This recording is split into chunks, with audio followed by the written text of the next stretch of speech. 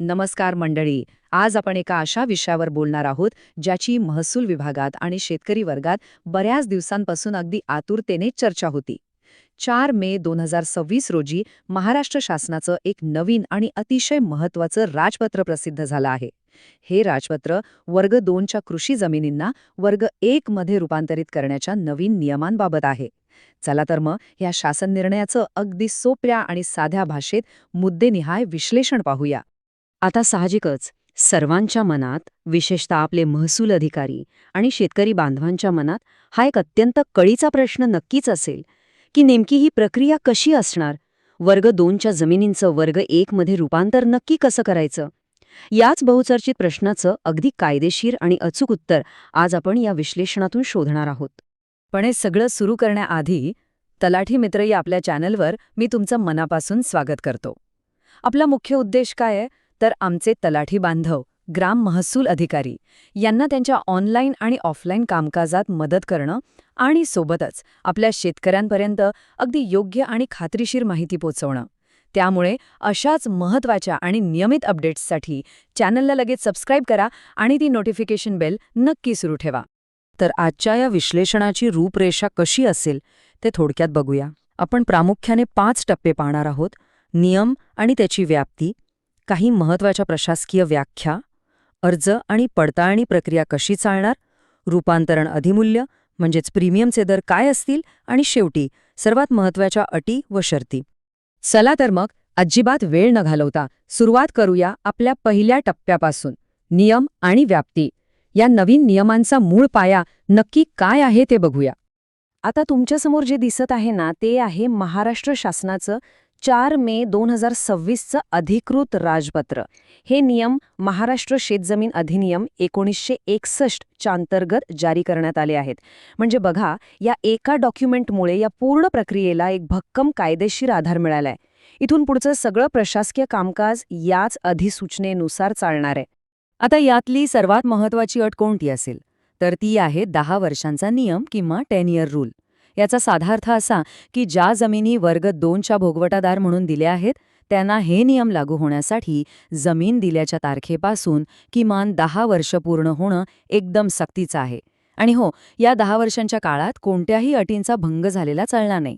जर असा काही भंग झालाच असेल ना, तर आधी त्याचं रीतसर नियमानुकूलीकरण म्हणजेच रेग्युलरायझेशन करून घेणं बंधनकारक आहे.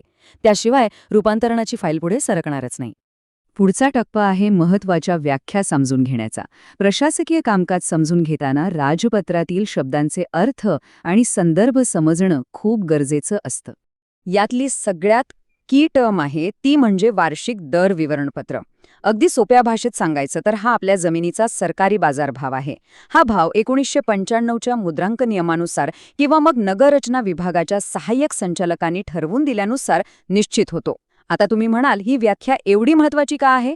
कारण बॉस, या संपूर्ण रूपांतरणासाठी तुम्हाला जी काही फी किंवा प्रीमियम भरायचा आहे ना, तो याच दरांवर कॅल्क्युलेट केला जाणार आहे. ठीक आहे, इथपर्यंत समजलं. आता आपण आपल्या तिसऱ्या आणि अत्यंत प्रॅक्टिकल मुद्द्याकडे येऊया: अर्ज आणि पडताळणी प्रक्रिया. हे काम प्रत्यक्षात कसं चालणार ते पाहूया. प्रत्यक्ष काम कसं चालणार त्याचा हा एक सिंपल वर्कफ्लो बघा. सुरुवातीला अर्जदाराला थेट जिल्हाधिकाऱ्यांकडे अर्ज करावा लागेल. अर्ज हातात पडल्यावर जिल्हाधिकारी पुढील बरोबर 3 महिन्यात त्या जमिनीची सर्व माहिती आणि अटींच्या भंगाबाबतची सखोल पडताळणी करतील.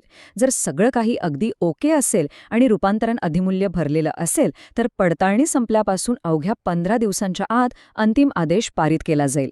शासनाने ही एकदम टाइम बाउंड प्रोसेस केली आहे, ज्यामुळे कामाला खरोखर चांगली गती मिळेल. पण थांबा, इथे एक मोठा कॅच आहे. या 3 महिन्यांच्या पडताळणीत जर अधिकाऱ्यांच्या असं लक्षात आलं की जमिनीच्या अटींचा आधीच काहीतरी भंग झालाय आणि त्याचं अद्याप नियमाकुलीकरण झालेलंच नाहीये, तर काय होईल? तर जिल्हाधिकारी तो अर्ज तिथेच थेट फेटाळू शकतात. अर्थात त्यांना तशी लेखी कारणं रेकॉर्डवर नोंदवावीच लागतील. म्हणूनच मी मगाशी म्हटल्याप्रमाणे जमिनीचा रेकॉर्ड एकदम क्लिअर असणं इथं अत्यंत आवश्यक आहे. आता आपण येऊया आपल्या चौथ्या आणि ज्याची सगळे वाट पाहत आहेत त्या मुद्द्यावर: रूपांतरण अधिमूल्य दर म्हणजेच प्रीमियम रेट्स. पण त्याआधी मंडळी, जर तुम्हाला हे सविस्तर विश्लेषण खरंच फायद्याचं वाटत असेल ना, तर आपल्या तलाठी मित्र चॅनलला आत्ताच सबस्क्राईब करायला विसरू नका. चला आता दरांचे तक्ते बघूया. हा पहिला तक्ता बघा. हा अशा जमिनींसाठी आहे ज्यांचा कोणतंही हस्तांतरण झालेलं नाही किंवा ज्यांचा वापरही बदललेला नाही. यात 2 सिंपल कॅटेगरीज आहेत. जर तुमची जमीन महानगर प्रदेश, महानगरपालिका, नगरपालिका किंवा अगदी त्यांच्या सीमावर्ती क्षेत्रात येत असेल, तर तुम्हाला वार्षिक दर विवरणपत्रातील मूल्याच्या 30% रक्कम अधिमूल्य म्हणून भरावी लागेल. आणि जर जमीन या शहरी भागांच्या व्यतिरिक्त इतर भागात म्हणजे ग्रामीण भागात असेल, तर हाच दर 25% असेल. हिशोब अगदी सरळ आहे. आता हा दुसरा तक्ता थोडा लक्ष देऊन बघा. हे दर अशा जमिनींसाठी आहेत ज्यांचं जिल्हाधिकाऱ्यांच्या पूर्व परवानगीने आधीच हस्तांतरण झालंय किंवा वापर बदलला गेलाय. आता यात कसंय, जर जमीन महानगर क्षेत्रात असेल आणि ती शेतीसाठीच वापरली जात असेल तर दर 30% राहील.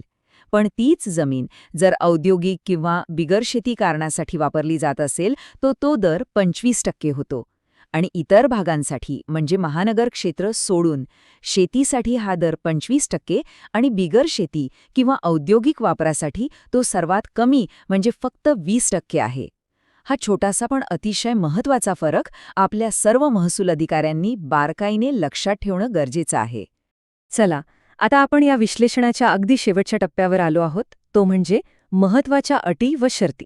या काही आर्थिक आणि प्रशासकीय मर्यादा आहेत ज्यांचं काटेकोरपणे पालन व्हायलाच हवं. हा आकडा एकदम डोक्यात फिट बसवून ठेवा, 50 लाख रुपये. हा नंबर खूप क्रिटिकल आहे. का? कारण नियमानुसार जिल्हाधिकाऱ्यांकडे फक्त 50 लाख रुपयांपर्यंत बाजारमूल्य असलेल्या जमिनींचाच वर्ग 1 मध्ये रूपांतर करण्याचे अधिकार आहेत. जर जमिनीचं बाजारमूल्य या 50 लाखांच्या वर जात असेल तर ते स्वतः परस्पर निर्णय घेऊ शकत नाहीत. त्यांना तो अर्ज पूर्व मान्यतेसाठी 3 महिन्यांच्या आत राज्य शासनाकडे पाठवावाच लागेल. पैसे भरण्याच्या मुदतीबद्दलही एक कडक नियम आहे. एकदा का तुमचा अर्ज मंजूर झाला आणि तुम्हाला त्याची नोटीस मिळाली की नोटीस हातात पडल्यापासून बरोबर 3 महिन्यांच्या आत ही अधिमूल्याची रक्कम भरणं सक्तीचं आहे. ही टाईमलाईन पाळली नाही तर नक्कीच अडचण होऊ शकते. आणि जाता जाता आणखी एक अतिशय महत्त्वाची आर्थिक अट नक्की समजून घ्या. समजा यापूर्वी सक्षम प्राधिकाऱ्याची परवानगी घेऊन जमीन हस्तांतरित करताना किंवा तिचा वापर बदलताना तुम्ही कोणतीही अनर्जित उत्पन्नाची, अधिभाराची किंवा अधिमूल्याची रक्कम शासनाला भरली असेल, तर ती जुनी रक्कम आत्ताच्या ह्या नवीन रूपांतरण अधिमूल्यामध्ये ॲडजस्ट केली जाणार नाही. ते पैसे गेले. आत्ताचा जो काही नवीन प्रीमियम निघेल तो तुम्हाला पूर्ण भरावाच लागेल. तर मंडळी, हे होतं वर्ग 2च्या जमिनींचं वर्ग 1 मध्ये रूपांतर करण्याच्या नवीन नियमांचं अगदी सोप्या भाषेतील आणि सविस्तर विश्लेषण. मला खात्री आहे की या माहितीमुळे आमचे महसूल अधिकारी आणि शेतकरी बांधव यांच्या मनातील अनेक शंका नक्कीच दूर झाल्या असतील. पुन्हा एकदा आठवण करून देतो, अशाच अचूक आणि नियमित अपडेट्ससाठी आपल्या तलाठी मित्र या यूट्यूब चॅनलला नक्की सबस्क्राईब करा. ही उपयुक्त माहिती जास्तीत जास्त लोकांपर्यंत पोहोचवण्यासाठी हा व्हिडिओ नक्की शेअर करा. आजचं हे विश्लेषण आपण इथेच थांबूया. धन्यवाद. जाता जाता तुमचे काही प्रश्न किंवा काही सूचना असतील तर खाली कॉमेंट करायला अजिबात विसरू नका. लवकरच भेटूया अशाच एका माहितीपूर्ण विषयासोबत.